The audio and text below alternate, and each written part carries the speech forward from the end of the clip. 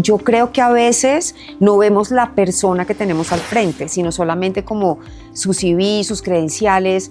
Esa misma pregunta disruptiva viene de acá, viene de ese líder que tiene muy claro qué quiere, qué necesita y qué está viendo en esa otra persona, qué es lo que le debe preguntar para volver a conectar, que es el punto. Ese tipo de preguntas son inteligentes, requieren un poquito de planeación o al menos un poquito de corazón, de ser genuino, pero creo que conectan con el que te está entrevistando.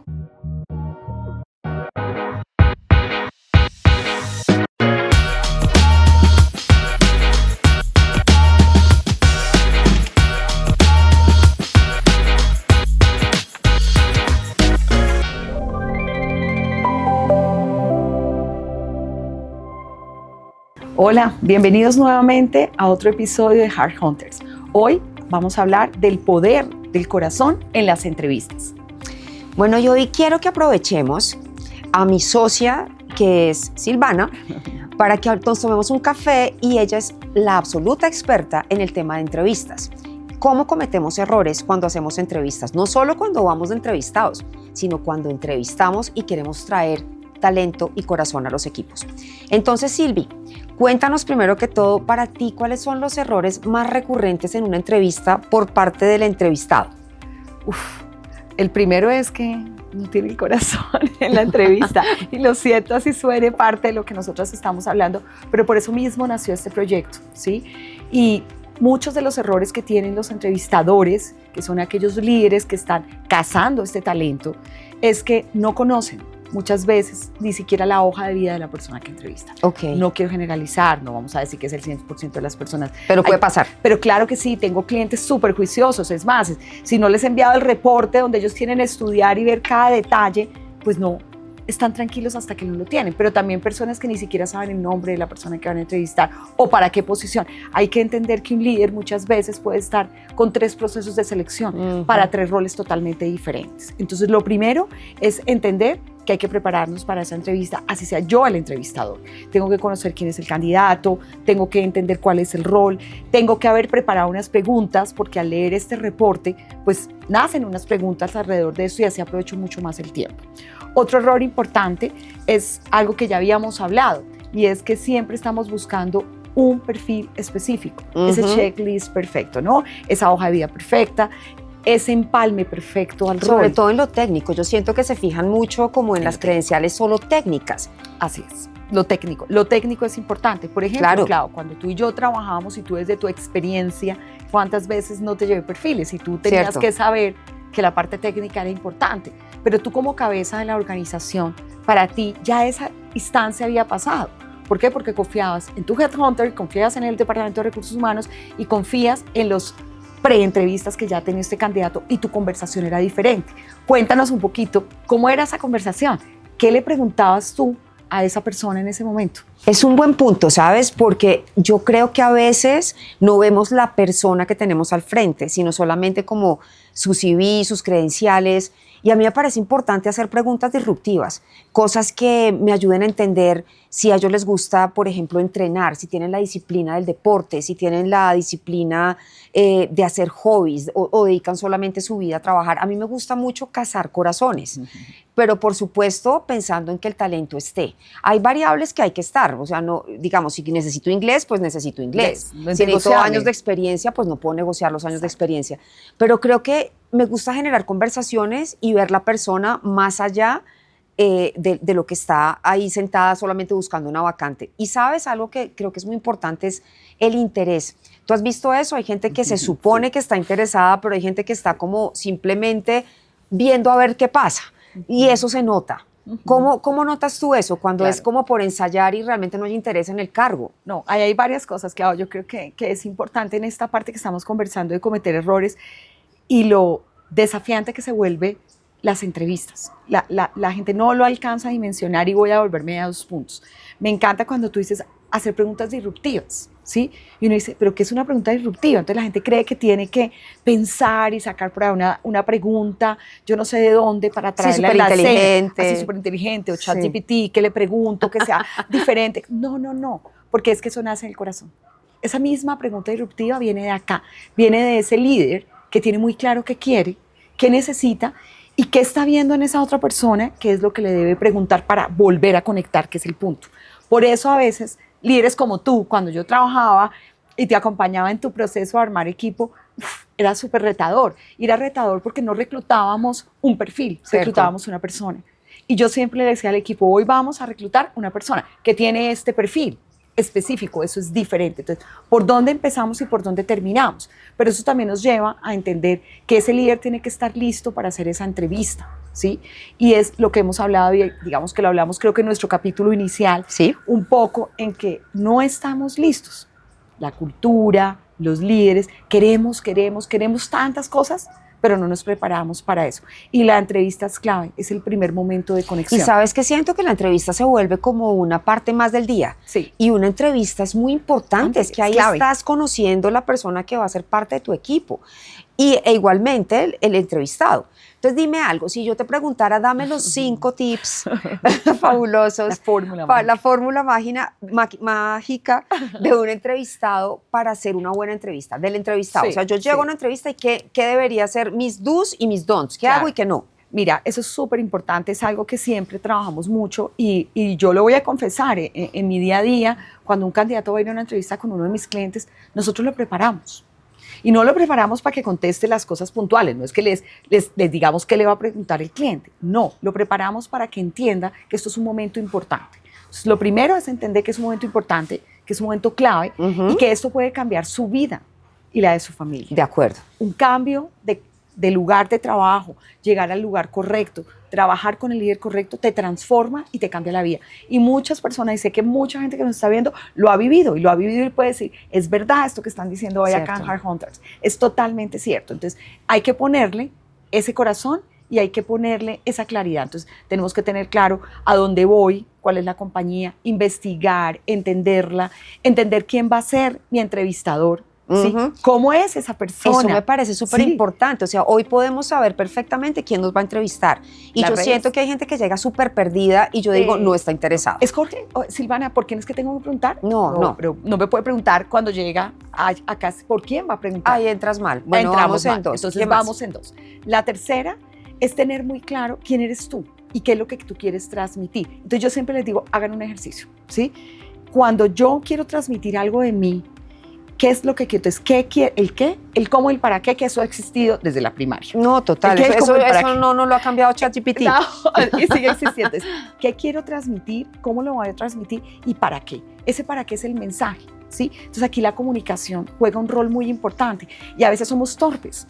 Y es normal, somos muy torpes en la forma como nos comunicamos. Y salimos de la entrevista y me llaman y me dicen, Silvana, no le dije, no le conté el proyecto, no le conté el logro. Tengo que acordarme, si yo soy una persona que manejo cifras, tengo que tener claras cuáles son mis cifras. Claro. Y tengo que decirlas con seguridad, mira, mi cuota de ventas son $1 millón. En el año 2024 yo vendí tanto, la rentabilidad, el EBITDA. Esto te posiciona y te pone una forma con seniority y con claridad de que eres, te autogestionas y tienes accountability de ti mismo en la entrevista. Entonces eso es clave. Cifras, exactitud, datos. Claridad, logros que quiero. ¿Cuántas personas manejas? Yo tengo un equipo 4, 3, no, yo tengo un equipo de 5 personas, sí, 2 coordinadores, 3 directores, con propiedad. Con seguridad. Con seguridad, porque es tu equipo, es la gente con la que tú llegas y trabajan juntos para llegar a tus logros. Y el último, que no es menos importante, y tú lo mencionas ahora y ahora sí vamos a volver a ese punto, es la motivación, Clau. Es algo que tenemos que cambiar esa palabra. Yo ya no le pregunto a las personas en la entrevista, ¿cuál es tu motivación? Yo le pregunto, ¿cuál es tu propósito? Ok. Y esto conecta con nuestro propósito y con lo que hoy hacemos acá. Es totalmente diferente. Piensa cuando te dice, ¿qué te motiva y cuál es tu propósito? Es netamente diferente.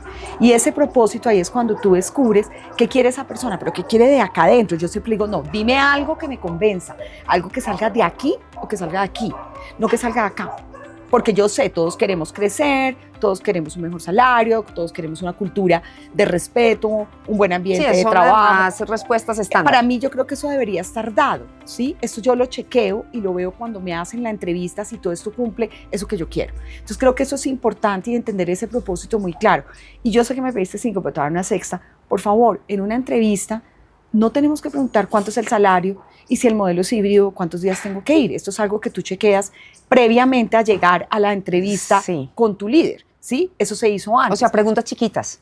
Exactamente. Eso tú se lo preguntas al headhunter, es más, se lo preguntas al consultor que te llama cuando te hace el pre-screening telefónico para tener claridad si quieres participar o no. Yo no le puedo preguntar cuando voy al final de la entrevista si yo quiero trabajar en un modelo híbrido, si el modelo es híbrido, Claudia, porque pues perdimos todo este tiempo. Sí. Entonces creo que también hay que saber medir y entender que hay momentos para hacer preguntas, no hacer preguntas, escuchar y saber qué comunicar.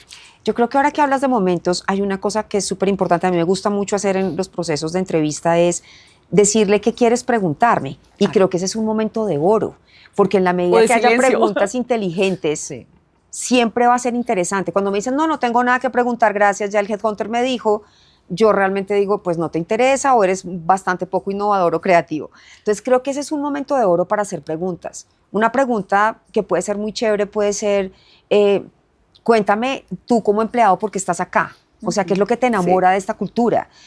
O cuéntame cuál ha sido el mayor logro que tú has tenido en esta empresa, o qué es lo que tú más valoras de esta empresa, o qué es lo que más extrañarías de esta empresa si te vas. Ese tipo de preguntas son inteligentes, requieren un poquito de planeación o al menos un poquito de corazón, de ser genuino, pero creo que conectan con el que te está entrevistando. Porque a veces, si uno se queda netamente en lo técnico y da respuestas hasta ahí, pues en lo técnico siempre habrá gente muy buena. Claro. O sea, tú tienes candidatos muy buenos que siempre te van a dar muy buenas respuestas. Es que los procesos no se caen por la parte técnica. Cierto. Se caen por esa persona que estamos buscando, que uno no sabe cómo explicar, que es ese no sé qué, no sé dónde, de las abuelitas, pero es real, en selección, se caen ahí. Y lo que dice Claudia es cierto. Intuición. Cuando esas preguntas llegan, hay muchas formas de hacerla y por eso tenemos que volvernos al inicio cuando yo les dije, hay que preparar la entrevista.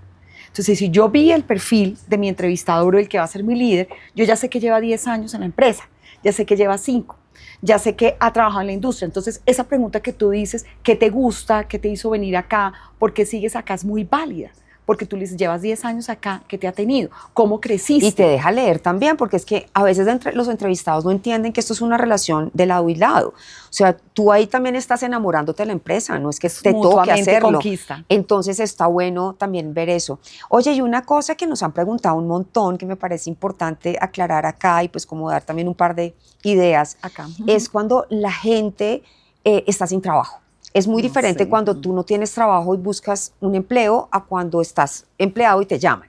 Claramente es diferente el escenario. ¿Qué hacer cuando tú realmente estás necesitando un poco, porque ocurre, estás necesitando emplearte y tienes esa entrevista? ¿Cuál sería tu recomendación? Eso tiene variedades. ¿Por qué? O varía un poco porque depende de cuánto tiempo tú llevas en este proceso. Entonces, lo primero es que tenemos, los que estamos de este lado sentados haciendo la entrevista, es tener un poquito de empatía.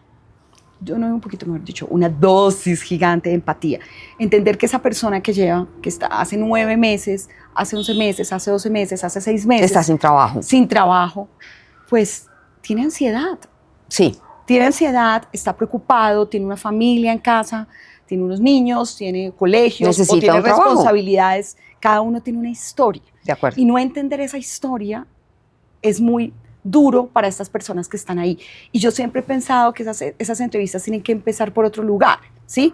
Y es empezar por hacer sentir cómoda a esa persona cuando empieza la entrevista, no preocuparnos tanto cuando hacemos la entrevista por los motivos de salida, ¿sí? Sino más bien, ¿qué ha pasado? ¿Y qué ha pasado en este tiempo? ¿En qué está? ¿En qué está? Y más allá de en qué está es cómo ha transitado estos 6, 9 meses, 4 meses, porque tú descubres cosas maravillosas, descubres habilidades, descubres competencias, descubres dolores y entiendes. Hay un proceso de autoconciencia. De autoconciencia. Y ese ser humano, cómo transitó. Y transitar esa situación tan compleja te da confianza que el día que venga a trabajar contigo y la organización pase por un momento duro, esa persona tiene las herramientas.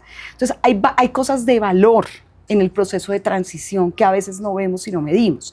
Ese es un punto. Para la persona que llega, es decirle, yo siempre digo, tranquilo, como tú eres perfecto y maravilloso.